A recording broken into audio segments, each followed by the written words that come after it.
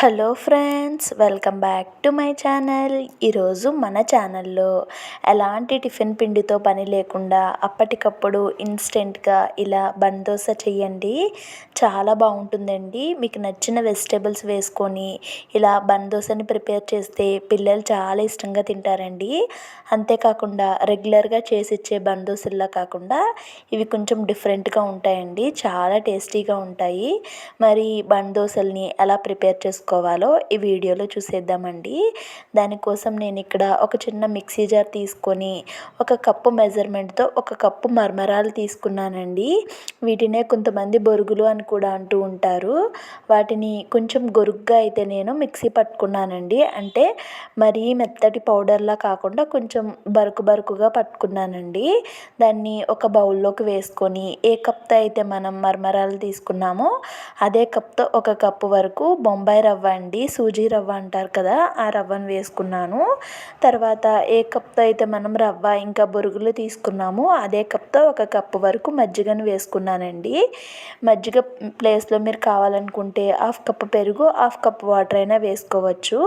ఇంకా నాకు కొంచెం మజ్జిగ అయితే ఎక్స్ట్రా ఉంది కాబట్టి నేను ఇంకొంచెం మజ్జిగ వేసి మొత్తం కలిసే విధంగా కలిపేసి మూత పెట్టి ఒక 10 నిమిషాలు పక్కన పెట్టానండి.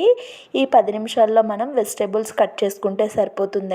మనం ఎక్కువ టైము నానబెట్టి వదిలేయాల్సిన పని కూడా ఏమి ఉండదు. ఇప్పుడు మనం ఇందాక బొరుగులు పట్టిన మిక్సీ జార్ తీసుకొని దాంట్లోకి మనం ఈ కొంచెం పిండిని అయితే తీసుకొని వేసుకోవాలండి. పర్ఫెక్ట్గా నానిపోయి గట్టిగా అయిపోయింది చూడండి. ఇక్కడ కొంచెం పిండిని అయితే నేను వదిలేసానండి, రవ్వ ఇంకా మరమరాల పిండిని.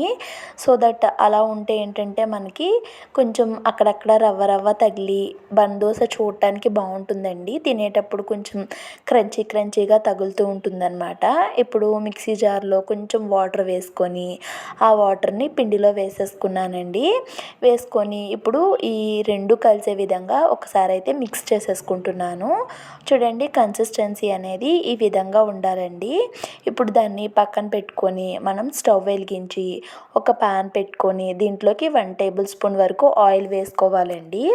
ఆయిల్ కొంచెం హీట్ అయిన తర్వాత ఒక స్పూన్ వరకు మినప్పప్పు అండి, తర్వాత ఒక స్పూన్ వరకు ఆవాలు అండ్ అలానే 1 టేబుల్ స్పూన్ జీలకర్ర వేసుకున్నానండి. వీటిని కొంచెం లైట్గా ఫ్రై చేసుకున్నాను. ఇవి ఫ్రై అయిన తర్వాత మంచి కలర్ కోసం కొంచెం పసుపు వేసుకున్నానండి. తర్వాత కొంచెం అల్లం ముక్కని చిన్న పీసెస్గా కట్ చేసి వేసుకున్నాను. మీరు ఒకవేళ అల్లాన్ని అలా కాకుండా తురుముకొని కూడా వేసుకోవచ్చండి, ఎలా అయినా వేసుకోవచ్చు.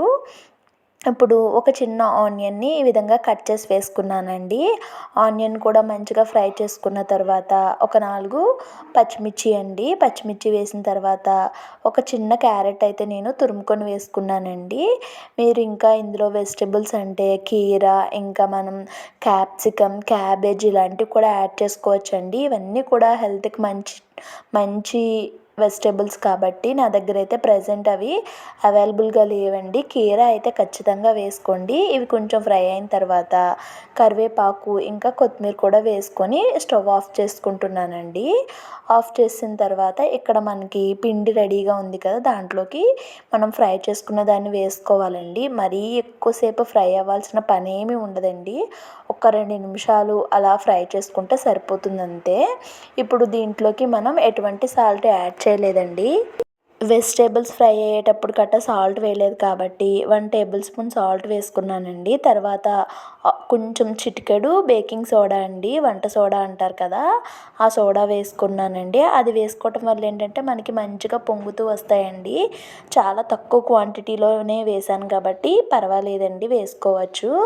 ఇప్పుడు స్టవ్ వెలిగించి మనం తాలింపు వేసుకుంటూ ఉంటాం కదండి.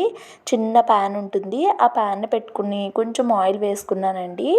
ఆయిల్ వేసుకొని ఇప్పుడు ఆయిల్ కొంచెం హీట్ అయిన తర్వాత ఒక్క గరిట మాత్రమే పిండిని వేసుకుంటున్నానండి. మీరు మరీ ఎక్కువ పిండిని వేసినట్టయితే అది కింద కలర్ వచ్చేస్తుందండి, లోపల అనేది కుక్ అవ్వదన్నమాట.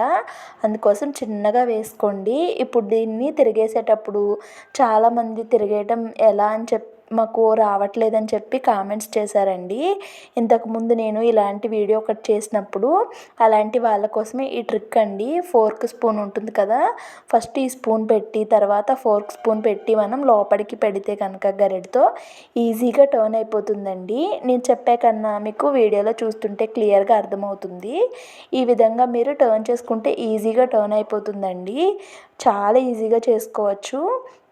పిల్లలు కూడా చాలా ఇష్టంగా తింటారండి. మనం పెద్ద సైజులో వేసిస్తే ఒకటి తిని ఒకటి కొంచెం ముక్క తిని కొంచెం ముక్క అనేది వదిలేస్తూ ఉంటారండి. ఇలా బన్ దోశలాగా వేసిస్తే పిల్లలకి కూడా డిఫరెంట్గా ఉంటాయండి. అప్పటికప్పుడు ఇన్స్టెంట్గా కూడా ప్రిపేర్ చేసేసుకోవచ్చు. మరి ఈ బన్ దోశ రెసిపీ మీకు ఎలా అనిపించిందో కామెంట్స్లో షేర్ చేసుకోండి. అండ్ అలానే ఈ వీడియో కనుక నచ్చితే ప్లీజ్ లైక్